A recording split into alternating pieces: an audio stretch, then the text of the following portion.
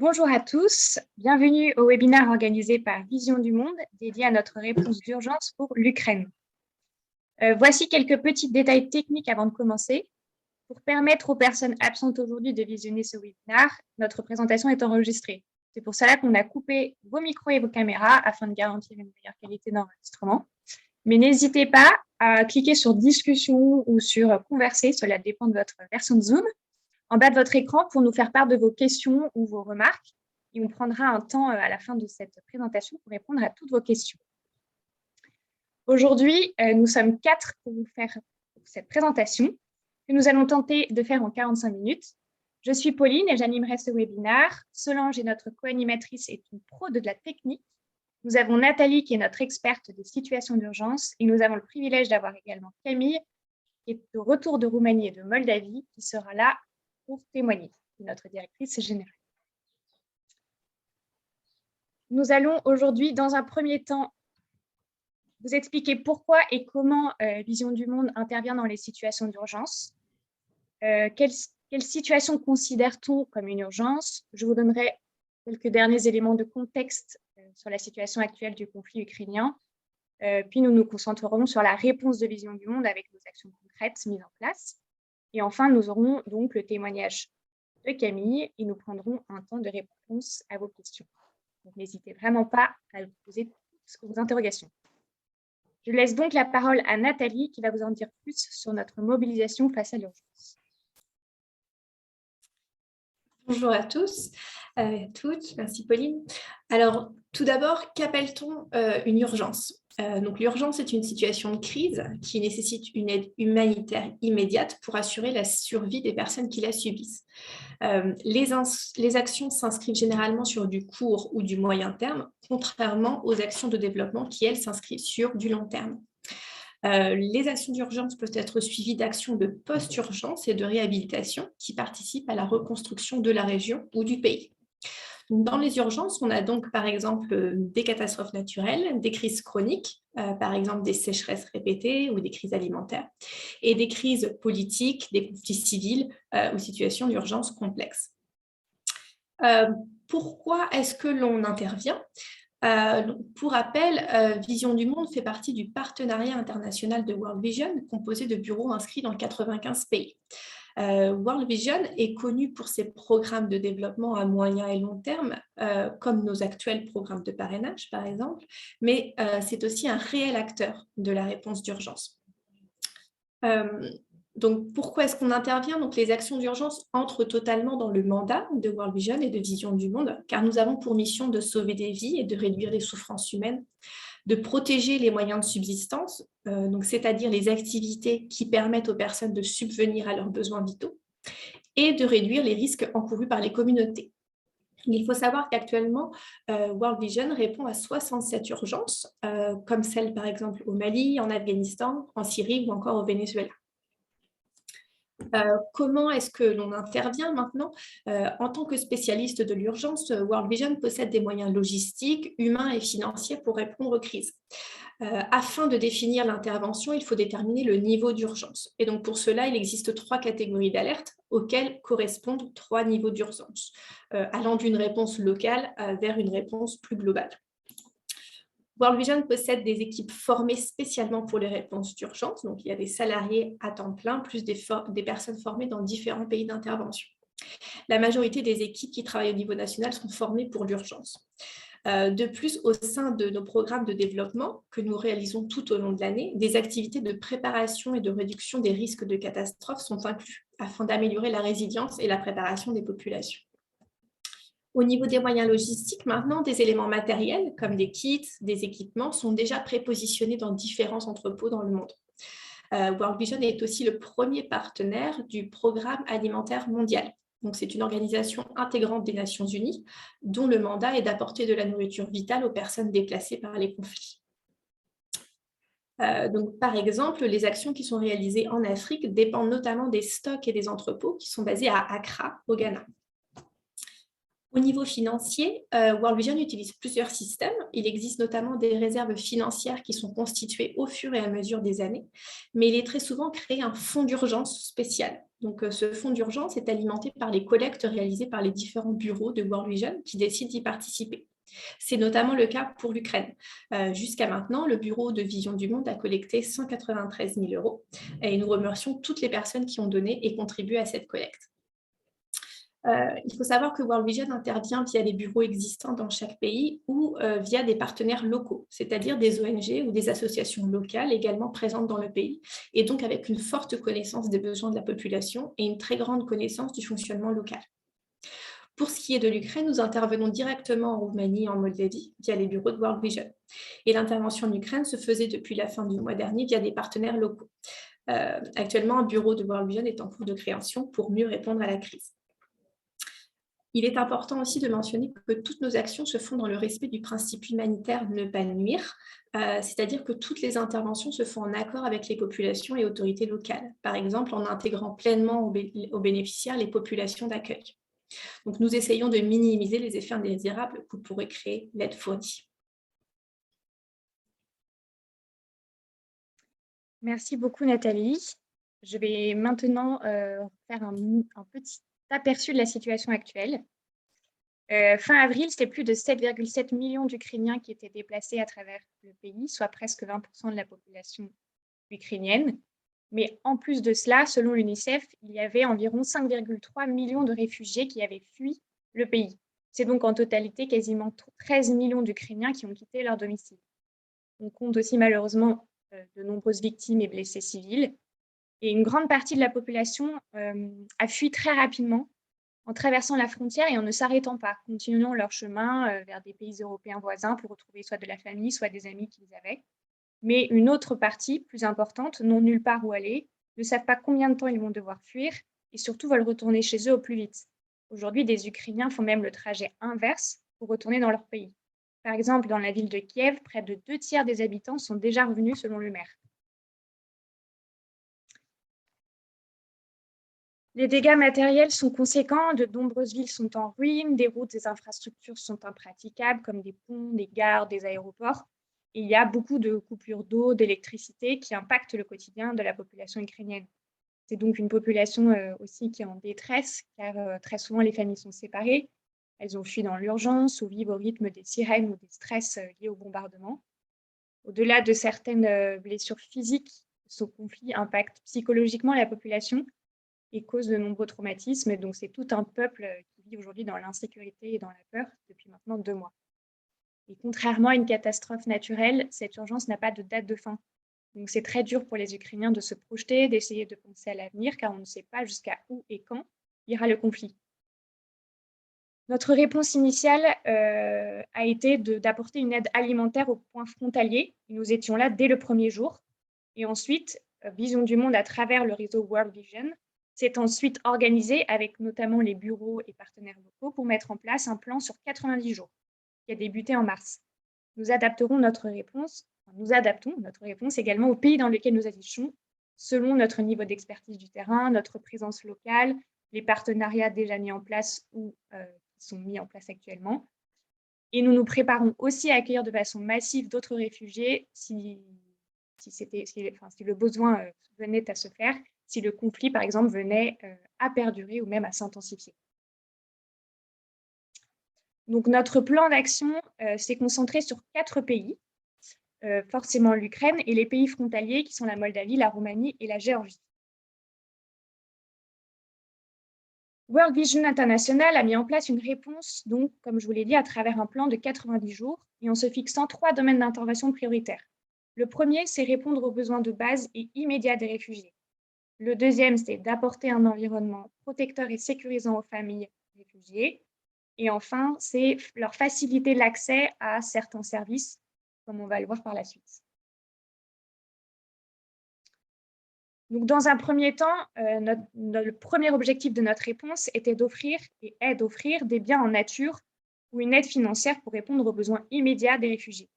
Donc, la première solution, c'est souvent de distribuer des coupons d'échange monétaire qui sont souvent sous forme de cartes prépayées ou de SMS à certains faits réfugiés pour leur permettre soit de prendre un bus, un train, enfin, un moyen de transport pour continuer leur chemin, ou d'acheter des produits de première nécessité tout en préservant leur dignité. La deuxième solution, c'est bien évidemment d'apporter une aide alimentaire. Avec en plus l'augmentation des prix des denrées alimentaires, l'insécurité est un vrai sujet qui ne cesse d'augmenter. Nous distribuons donc des paniers alimentaires ou des repas chauds. Nous fournissons également des kits d'hygiène, notamment du matériel de protection contre la Covid-19, des protections hygiéniques ou des couches pour les plus petits. Et enfin, nous distribuons des couvertures, du linge de lit et proposons des solutions d'hébergement dans des tentes pour abriter les réfugiés. Notre deuxième objectif notre stratégie est aussi toujours, de créer un environnement accueillant, sécurisant et réconfortant pour les femmes et les enfants qui représentent la majorité des réfugiés. Donc, nous proposons par exemple aux enfants d'oublier le temps de quelques heures ou quelques jours qu'ils ont tout quitté grâce à ce qu'on appelle des happy bubbles. Ce sont des endroits ressemblant, comme vous pouvez le voir sur la photo, à une aire de jeu. Ils y sont libres de parler, de s'exprimer, de parler de leur inquiétude, de ce qu'ils ont vu, mais surtout de jouer et de laisser souffler un peu leur maman. Nous portons une attention particulière aux femmes et aux jeunes filles ukrainiennes. Celles-ci, en période de conflit ou de déplacement de population, sont plus à même d'être sujettes à la maltraitance ou à la violence. Nous leur apportons donc une écoute particulière et les sensibilisons à ces risques.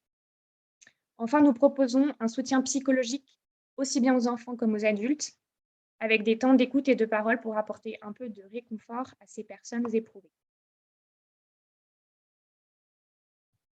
Enfin, pour répondre à notre dernier objectif, qui est de faciliter l'accès à l'information, à l'éducation, aux soins, à différents services, nous avons mis en place un système pour continuer l'éducation des enfants, pour permettre aux enfants ukrainiens privés d'école depuis plusieurs semaines de continuer l'apprentissage. Nous avons mis en place des espaces dédiés d'accueil temporaire avec un accès à des cours en ligne. Le Covid avait un peu facilité la digitalisation de l'éducation et nous permet de temps en temps de les aider à continuer d'avoir un apprentissage, même si nous avons eu des témoignages comme quoi très souvent les cours, même à distance, étaient interrompus par soit une sirène d'alarme, soit une déconnexion qui n'existe plus. Enfin, voilà, c'est quand même très difficile, mais nous essayons de maintenir un peu d'éducation. Nous distribuons aussi des kits avec du matériel scolaire ou des livres adaptés au niveau scolaire de l'enfant. Nous procurons aux personnes dans le besoin du matériel médical.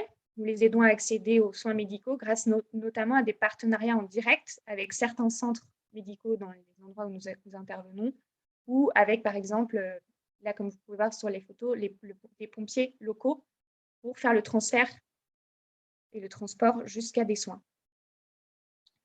Enfin, nous leur proposons toutes sortes de conseils pour les aider dans leurs démarches administratives ou juridiques, notamment pour des inscriptions ou des déplacements, afin qu'ils comprennent mieux les réglementations et les législations en vigueur dans les différents pays où ils se trouvent ou ceux où ils vont se rendre. Et nous proposons aussi des services annexes comme des cartes SIM prépayées, un accès à des machines à laver ou encore des accès à Internet. Et donc, je vais laisser Nathalie vous faire un bilan à notre 60e jour de mobilisation. Le premier bilan établi par World Vision International date de fin avril et grâce à votre aide, c'est plus de 95 000 réfugiés et déplacés qui ont pu bénéficier d'une réponse d'urgence, dont un tiers sont des enfants. Donc jusqu'à la fin du mois d'avril, notre réponse se concentrait à 67% en Roumanie, avec une réponse d'urgence notamment aux frontières et dans les grandes villes qui concentrent le plus de population réfugiée. Depuis le début du mois de mai, World Vision intervient directement en Ukraine, mais bien sûr, nous continuons à travailler en partenariat et à soutenir les organisations, les associations locales. Je vais passer la parole à Camille, notre directrice générale, qui revient justement donc de Moldavie et de Roumanie et qui vous partagera via ses témoignages davantage d'informations sur nos actions. Bonjour à tous.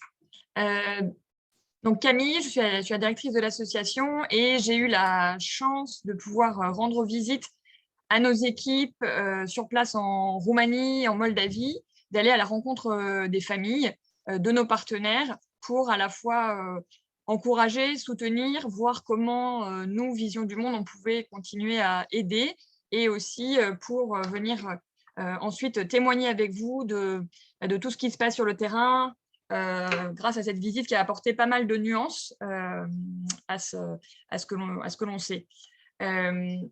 La première des choses, donc je suis partie, vous le voyez, avec plusieurs autres personnes. On était un groupe de 5 directeurs de bureaux de Vision du Monde en Europe, donc à la fois la Hollande, la Finlande, l'Espagne, la Belgique et donc la France, dans un but donc aussi de mobiliser les partenaires français, donc les ambassades, montrer que Vision du Monde est là. Donc j'ai pu rencontrer l'ambassade de France à Chisinau et à Bucarest, et également des partenaires entreprises françaises présentes dans la région.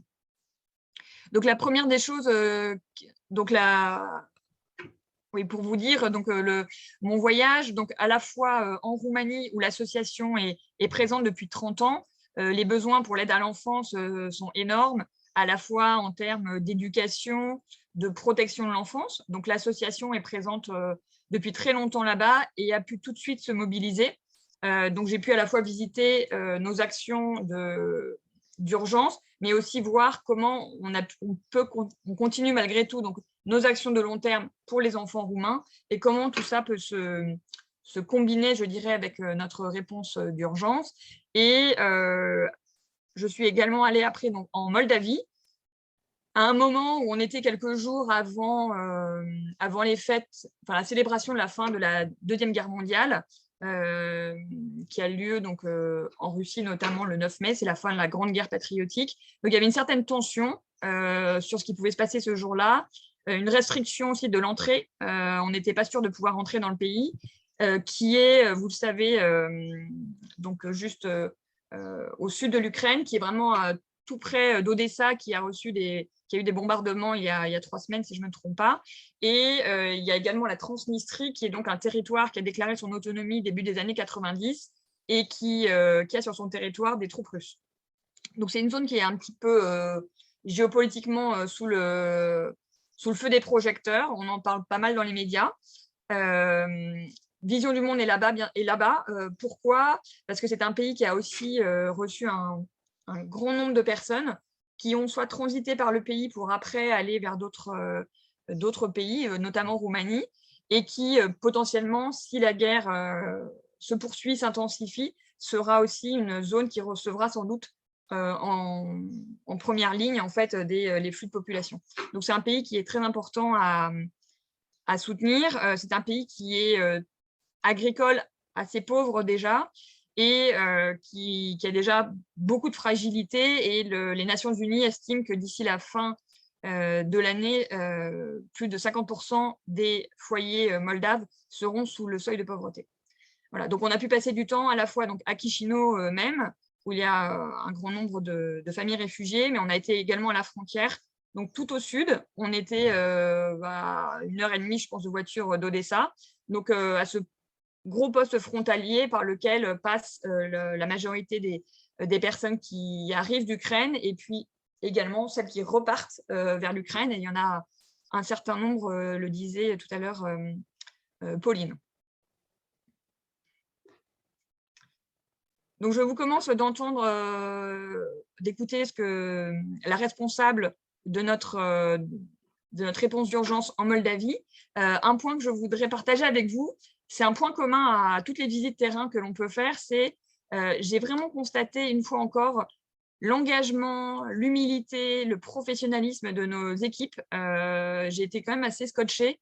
En Roumanie, du jour au lendemain, les gens n'ont pas arrêté de faire leur travail parce qu'ils ont continué à le faire en parallèle, mais ils sont allés, ils ont tout fait pour se rendre à la frontière, aider, accueillir. Je ne sais pas si vous vous souvenez des images, il faisait très très froid, il neigeait les premiers jours de la guerre, et les équipes ont tout donné pendant 1 mois pour organiser l'urgence, accueillir aussi nos équipes internationales qui, elles, sont un peu plus rodées et spécialisées dans la réponse d'urgence. Donc c'est vraiment quelque chose que je voulais partager avec vous. Dans notre grande famille Vision du Monde, on a la chance d'avoir des gens sur le terrain courageux, professionnels et qui travaillent avec cœur et efficacité. Et c'était le cas de Jennifer, donc, que j'ai pu interviewer à Stéphane Vada, qui est à 2-3 heures de Chisinau.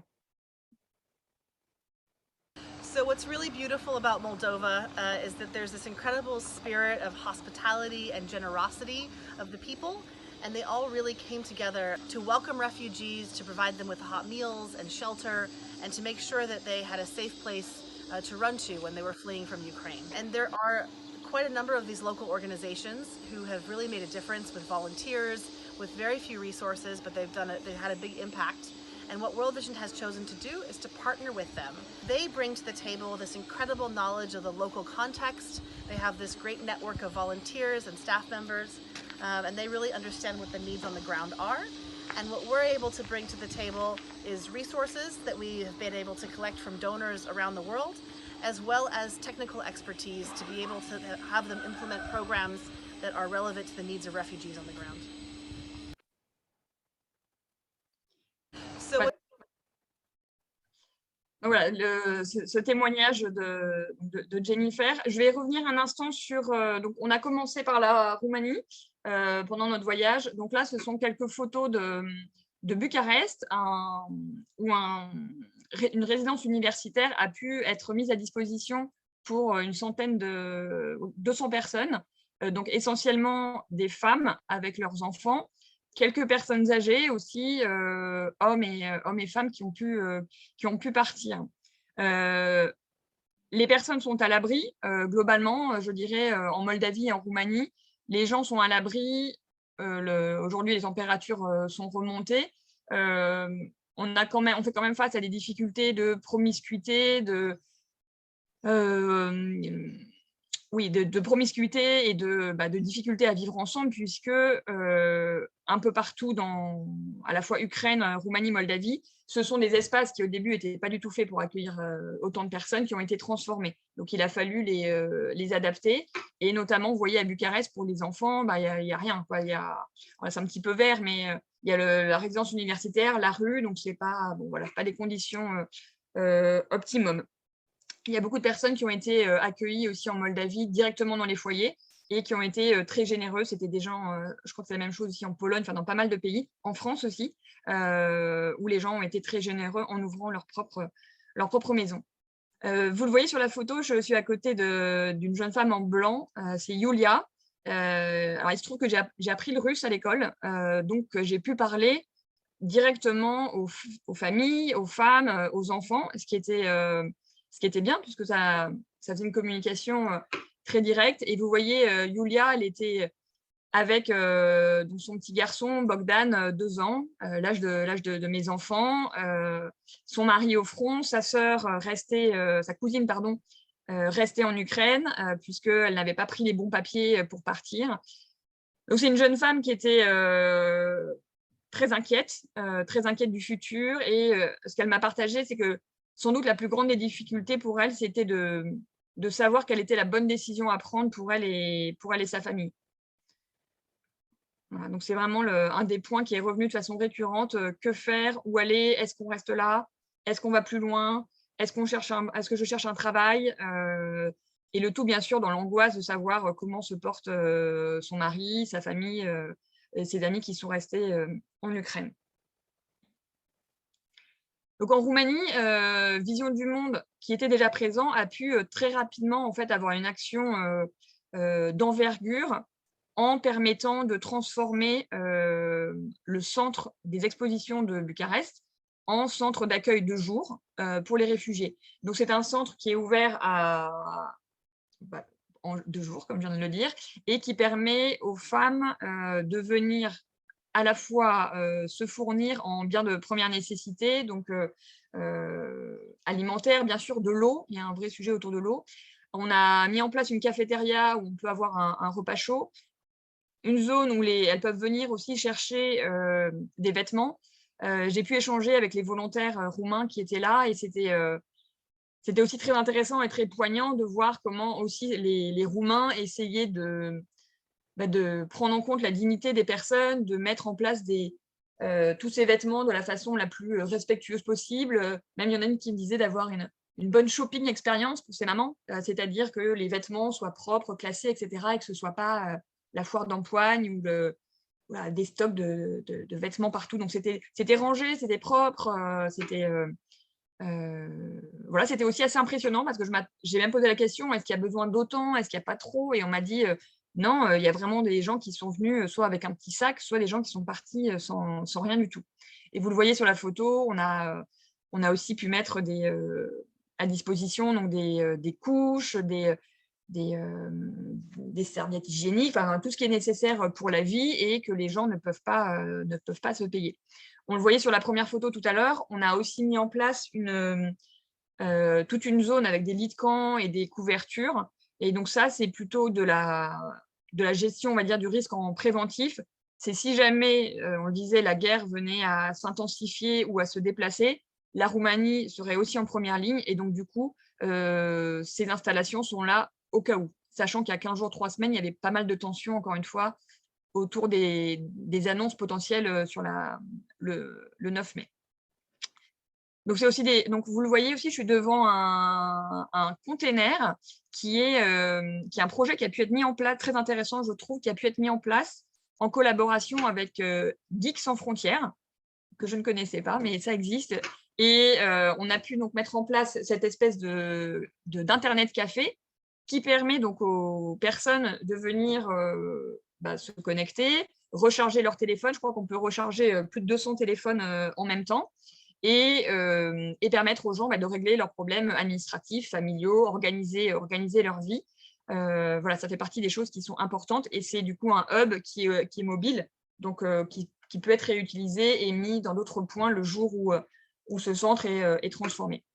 Enfin, on a un espace pour les enfants encadré par nos équipes qui permet effectivement aux enfants de jouer, de rester des enfants, de dessiner, d'être accompagnés.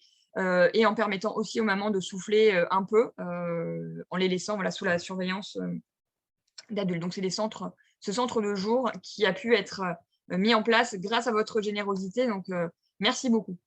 On va regarder la suite. Donc, en Moldavie, la réponse est un peu différente puisqu'on n'avait pas d'équipe sur place préexistante, mais on y a été rapidement. Et ce sont donc comme le disait Jennifer tout à l'heure dans l'interview, notre approche, là, ça va être de dire, comme partout, hein, on s'appuie sur des partenaires locaux qui connaissent, donc des associations qui connaissent déjà le terrain, qui ont des bénévoles et qui, pour la plupart, étaient déjà à l'œuvre, je dirais, pour des actions sociales, d'aide sociale. Et on va les soutenir pour qu'elles-mêmes mettent en place de la distribution de repas chauds, de la distribution, donc là, vous voyez à droite de nourriture, etc., etc. Donc, on va vraiment soutenir et apporter aussi une expertise technique. On a, je dirais, malheureusement, l'habitude, pas l'habitude, mais une expérience dans des conflits intenses et longs, que ce soit au Liban, en Syrie, en Afghanistan. On a des équipes qui connaissent aussi les écueils à éviter, les risques qu'il peut y avoir dans des réponses très rapides. Donc, on a aussi ces garde-fous qui peuvent être mis en place grâce à nos équipes. Donc là, plus particulièrement, vous voyez, on a pu livrer un camion complet de nourriture et à un centre de loisirs qui a été d'été. Normalement, c'était un centre de camp d'été qui a pu être transformé en zone d'accueil pour les familles. Donc ça, c'est à 2 heures de Bucarest. Voilà, dans les actions concrètes que je voulais partager avec vous. Donc, vous le voyez aussi au milieu. Ah oui, ok, je reviens maintenant. Non, c'est bon, vas-y, passe en Moldavie. Donc, en Moldavie, on a pu aussi, donc je vous le disais, aller à la fois. Donc, je suis allée à la frontière. On a vu les postes de frontière, les zones d'accueil des des familles qui arrivent. Alors, vous avez peut-être pu voir des photos avec des tentes. Il y a assez peu de personnes qui sont accueillies comme ça dans des camps sous tente. C'est vraiment uniquement de façon transitoire que certaines familles sont restées comme ça dans ces camps-là, le temps de mettre à jour des papiers ou d'organiser la suite. Globalement, les gens sont plutôt accueillis dans les familles de façon très généreuse ou dans des micro-centres. Donc là, vous voyez, on a pu aller rencontrer une famille, une structure que l'on soutient. Donc, c'est une dame qui s'appelle Liuba, que tout le monde appelle Mama Liuba, en Moldavie, qui accueillait déjà en fait des enfants moldaves de ce qu'on appellerait de l'assistance, donc des enfants qui sont placés, qui sont placés dans des familles d'accueil. Et donc, cette femme qui accueillait déjà une dizaine d'enfants accueille aussi aujourd'hui donc, des enfants ukrainiens, soit des enfants avec leur maman, soit des enfants, et j'en ai vu une fratrie de 6 enfants, où les 2 parents sont au front, et une famille avec des besoins spécifiques, puisqu'il y a une petite fille de 18 mois avec un syndrome de Down, et plus de parents pour s'en occuper. C'était un moment assez difficile, en fait, je dirais, puisque on ne le voit pas très bien derrière, mais on est sur des bâtiments. Enfin, on voit déjà vraiment la difficulté que peuvent rencontrer les enfants déjà en Moldavie. Il y a énormément de problèmes aussi d'alcoolisme fœtal. Enfin, je ne sais pas quel est le mot, mais donc les mamans qui boivent. Et la petite fille à droite, vous voyez, j'avais apporté quelques jouets. Voilà, c'était... On voit la lumière dans les yeux des enfants de pouvoir jouer avec quelques Playmobil nouveaux, voilà, un peu d'attention. Et ce que je voulais dire, oui, c'est qu'il y a énormément déjà de gros problèmes en Moldavie sur la protection de l'enfance, l'aide à l'enfance. Donc, on se dit, voilà, ces enfants qui arrivent en plus, qui sont seuls, bah, ça va être compliqué. Donc, la Vision du Monde, très concrètement, soutient cette famille d'accueil en aidant à avoir des espaces corrects et réaménagés. On a aussi offert un trampoline, tout simplement. Vous auriez vu les enfants, c'était la fête. Et ça, c'est aussi le travail de Vision du Monde, c'est de permettre aux enfants d'oublier les difficultés, de rester des enfants. Et c'était les enfants ukrainiens et moldaves qui jouaient ensemble. Voilà. Donc là, on voit aussi sur l'écran des choses très concrètes. Hein. On a pu aider aussi un entrepreneur moldave qui a mis à disposition un de ses hangars pour stocker des choses. Et on est au fin fond de la Moldavie, d'un tout petit village où il n'y a pas grand-chose. Mais il y a 2 hangars. Cet entrepreneur qui fait des maisons vendues en Hollande, c'est maisons en bois, voilà, très sympa d'ailleurs, voilà, dans un coin où il ne se passe pas grand-chose. Voilà, je ne sais pas s'il y avait une photo, tu avais mis autre chose après. Voilà, qu'est-ce que je voulais vous dire voilà, le point qui m'a marqué, vraiment, c'est alors, on a pu échanger aussi avec des personnes qui ont été blessées. Une jeune femme qui s'est fait tirer dessus par un Ukrainien qui avait été armé, qui lui a tiré dessus 10 minutes après la fin d'un couvre-feu. Donc, on sentait beaucoup de colère aussi, mais surtout, voilà, un très fort poids psychologique, je dirais, pour les mères sur qu'est-ce que je dois faire, comment je vais le faire, voilà, quelle est la bonne décision pour mes enfants, et on le serait à moins. Donc, Vision du Monde... Camille, si je peux me permettre, tu disais aussi que beaucoup d'Ukrainiens veulent rentrer. Et Oui. Nous avons une question justement sur aujourd'hui, tu peux donner par exemple l'exemple des transferts aériens qui n'est pas tellement utilisé. Oui, alors des réfugiés qui veulent finalement repartir. Oui, d'ailleurs, dans les échanges que j'ai eus, certains, alors, tout le monde, toutes celles à qui j'ai parlé, ça ne veut pas dire que c'est tout le monde, mais toutes celles à qui j'ai parlé nous ont dit ce que je veux, c'est rentrer chez moi, c'est retrouver les miens. Certaines sont toujours en contact avec des voisins qui donnent des infos de comment ça va, etc. Et l'ambassade en Moldavie me disait que la France avait organisé un pont aérien pour aller directement à Paris, tout frais payé, avec tout ce qu'il faut a priori pour que les gens viennent. Et en fait, ils ne remplissaient pas l'avion. Les gens veulent rentrer chez eux. Donc, on le sait, il va y avoir ce retour de personnes. Il y a aussi des personnes qui vont rester, puisqu'il y a aussi des gens qui ont tout perdu ou qui ne veulent pas rentrer. Et donc, dans le travail de moyen et long terme, il y aura aussi ce vrai enjeu de permettre aux pays hôtes d'accueillir du mieux possible ces familles qui vont rester et aider à ce que ce vivre ensemble soit possible. Mais oui, à la frontière, en fait, j'ai vu une queue, mais qui allait dans le sens du retour. Et on nous disait, ça dépend, en fonction de l'actualité, c'est soit ça arrive, soit ça repart. Donc, il y a vraiment ces flux de personnes. Et même, Yulia me racontait qu'une de ses amies était allée en Allemagne, mais qu'elle en était revenue puisqu'elle avait été hébergée dans un centre autoroutier. Enfin, ça lui allait... Cette expérience-là était négative. Et donc, du coup, les la famille était rentrée. Donc, il y a ce vrai dilemme de qu'est-ce qu'on fait, on attend, voilà, qui est très difficile. Donc, Vision du Vous Monde avez appelle bien sûr. témoigné que certaines femmes se posaient la question de trouver un emploi ou pas, voilà, que c'était difficile car on n'a pas de visu sur la fin du conflit. Donc, Oui, je dirais pour l'instant, il y a encore un peu d'attentisme, mais c'est la même chose sur l'école. C'est-à-dire que globalement, du fait de le Covid a fait qu'il y a quand même un certain nombre de choses qui étaient préexistantes sur Internet et les enfants ukrainiens, globalement, que ce soit en Moldavie ou en Roumanie, s'ils ont un accès Internet, alors je dis pas que c'est facile, hein, mais peuvent avoir, enfin, il y a des choses qui existent. Alors, c'est possible de façon temporaire, mais que faire sur le long terme? Et ça, Vision du Monde pousse aussi plutôt du côté des États, puisque c'est au ministère éducation, enfin, c'est aux États de prendre en charge des mesures plus larges, et on ne va pas mettre en place des systèmes parallèles.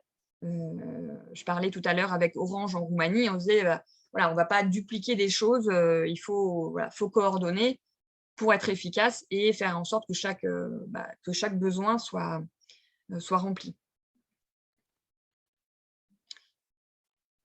Donc aujourd'hui, j'ai vu passer plusieurs questions aussi par rapport à… Alors, je ne suis pas allée pour le moment en Ukraine. En Ukraine, c'est vraiment là que se trouve aujourd'hui, je dirais, le gros de la réponse d'urgence, avec un conflit, une guerre qui est encore active et intense sur le territoire. Donc, Vision du Monde, dès le début, a aidé, notamment à la frontière avec la Roumanie. On a aidé un hôpital, on a pu aider de façon très concrète, en fait, plutôt les zones frontalières, je dirais. Et aujourd'hui, on est dans plusieurs grandes villes de l'Ukraine, et on va aussi soutenir des partenaires qui sont plus urgentistes, c'est-à-dire comme le Norwegian Rescue Committee, à qui, par exemple, on va donner des biens de première nécessité et qui, eux, vont l'apporter dans le Donbass, où nous, on n'est pas en direct. Mais on est en train de déployer donc une aide à des dizaines et des dizaines, en fait, de micro-sites qui accueillent des familles, donc parfois quelques personnes, parfois quelques dizaines, jusqu'à 100, 150. Et là, de façon très concrète, l'association a besoin d'équiper ces sites, que ce soit des gymnases, des écoles, enfin, voilà, des lieux qui n'étaient pas du tout faits pour accueillir les gens. Et on a sollicité des partenaires qui ont répondu généreusement, comme Boulanger, Brandt et Darty, pour nous donner du matériel. Et on en cherche encore. Donc, si vous avez des contacts dans l'électroménager, ça nous intéresse, pour équiper, puisqu'il faut pouvoir chauffer la nourriture, il faut pouvoir laver, que les gens déjà lavent leurs vêtements, mais laver aussi les draps, surtout quand vous avez des populations qui bougent, il faut pouvoir maintenir l'hygiène si on ne veut pas avoir d'autres problèmes. Et dans nos enjeux vraiment dans le futur, il y a bien sûr donc on fait on essaie de pousser pour la paix, bien sûr. On va aider à un travail de reconstruction et dès aujourd'hui, on y travaille avec un focus sur l'éducation. Et je dirais qu'un de nos gros sujets, c'est vraiment l'aide psychosociale, vraiment l'aide psychologique des traumatismes qui ont été vécus par tant de personnes en Ukraine.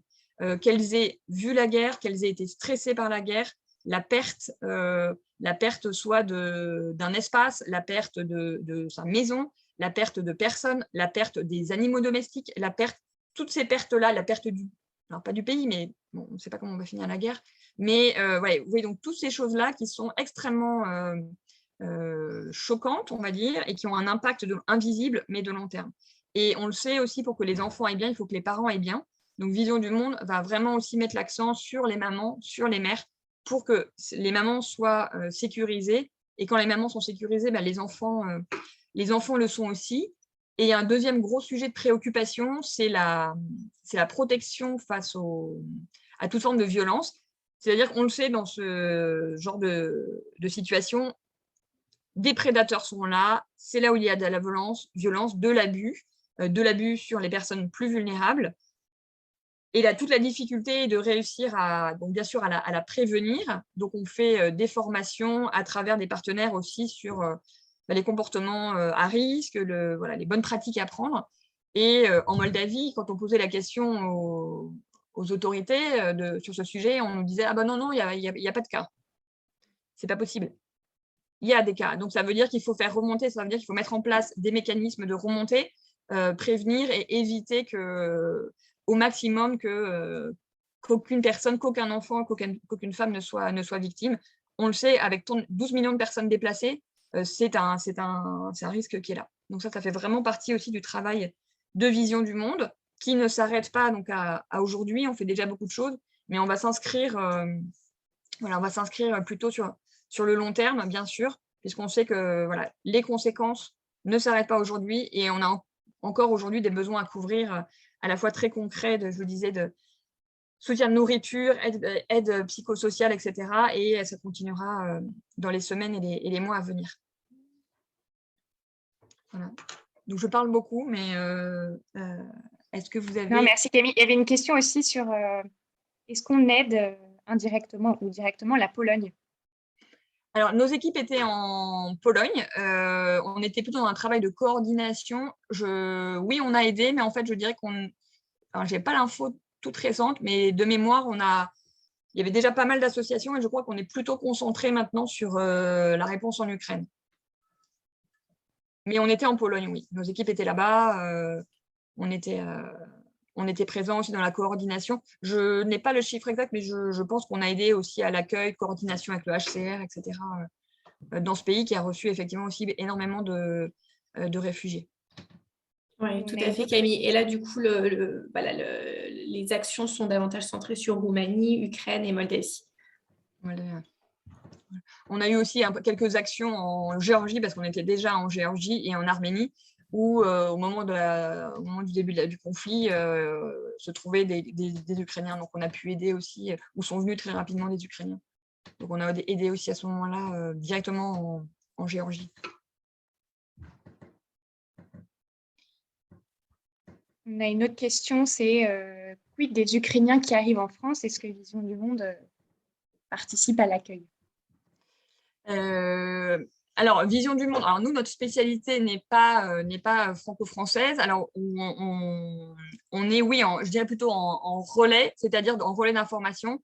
C'est-à-dire qu'on a plutôt eu des appels de Français qui étaient prêts à nous aider, prêts à aider et à accueillir des familles. Donc, nous, on est en contact après avec des associations ou des sites référencés. C'est ce qu'on va pouvoir faire. Ou alors de la mise en réseau. Là, par exemple, j'essaye de soutenir une demande de jeunes d'une équipe de natation handisport ukrainienne d'enfants qui cherchent à être accueillis, etc. Donc, on fait plutôt du go-between, je dirais, et on essaye aussi de venir en aide en France en faisant un travail de plaidoyer, d'explication, de communication sur ce qui se passe, le plus largement possible. Donc, à la fois à travers ce que fait l'association, et on a également notre fondation. Donc, on a une petite fondation sous l'égide de la Fondation pour l'enfance qui a pu aussi s'activer assez rapidement. Et la Fondation pour l'enfance fait aussi énormément de prévention sur les abus, etc. Voilà. Donc, la Fondation Vision du Monde peut aussi recevoir les dons des donateurs IFI qui le souhaitent pour venir en aide aux enfants ukrainiens. Et on a une élue municipale qui souhaiterait savoir comment elle peut informer de nos actions, transmettre nos coordonnées, etc. Sachez qu'on est présent sur tous les réseaux sociaux et qu'on a aussi un système de newsletter. Alors, un système de newsletter auquel vous pouvez vous inscrire. Et surtout, sur notre site internet, on a une page dédiée à l'urgence où on actualise souvent les actions et où notre fonds pour la collecte d'urgence est toujours d'actualité. Donc, vous pouvez sans problème la relayer. Voilà. Donc, sinon, vous pouvez c'est peut-être en aparté, on peut se contacter. Donc, je ne sais pas si on a vos coordonnées. Envoyez-nous un petit mail sur info@visiondumonde.fr. Comme ça, on vous donnera les bonnes… tout ce qu'il faut pour relayer. Et merci d'avance, puisque oui, les besoins sont malheureusement encore importants. Et je dirais que l'enjeu pour toutes les associations, et on échange beaucoup, c'est vraiment de réussir à atteindre chaque personne, et notamment les plus vulnérables. Je dirais que dans les premières personnes qui ont quitté le pays, c'était des personnes qui avaient la capacité financière, le réseau amical,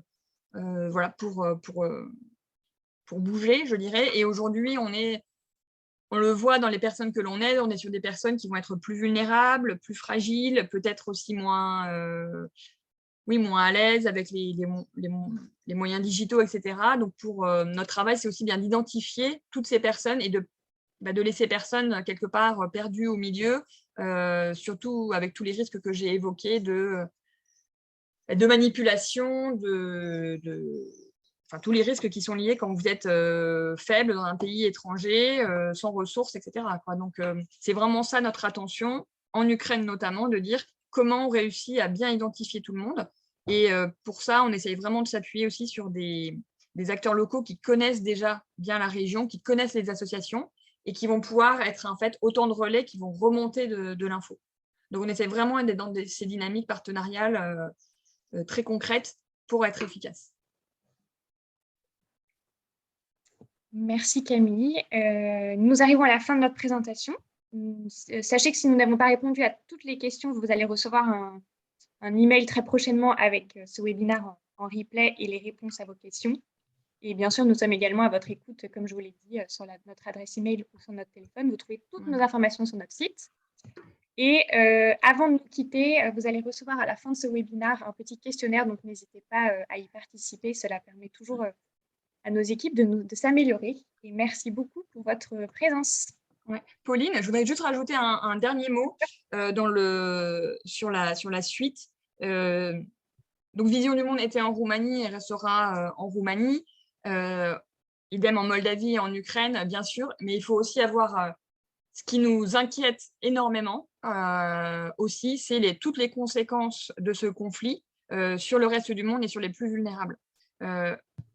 On en parle un petit peu dans les médias, mais les conséquences sur le prix de l'énergie, alors on en parle en France, mais le prix des matières premières, le prix du blé, le prix de l'huile de tournesol, tout ce qui est lié à l'agriculture, en fait, est très directement affecté et sera affecté notamment pour le prochain cycle de récolte. Et ça a un énorme impact sur des pays qui sont déjà fragiles.